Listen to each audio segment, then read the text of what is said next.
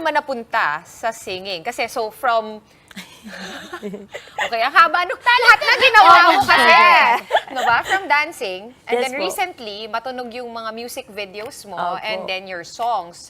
Of course, it has caused some controversy. Yes po. May ibang nakakita nung point, I think, that you're trying to push, which is female empowerment. Meron ding salungat. Opo, What would opo. you have to say about that? Ang nangyari naman po kasi noon, ang talent ko po kasi talaga, at saka ang passion ko, magpapansin. Yun po talaga.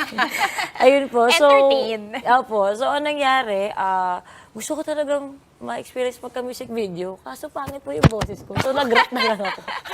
Nag-rap ako. Okay. So, yun ang Magaling ka naman mag-rap. Yes. Magaling ka naman mag-rap, feeling mo. Hindi din, first time ko po yun.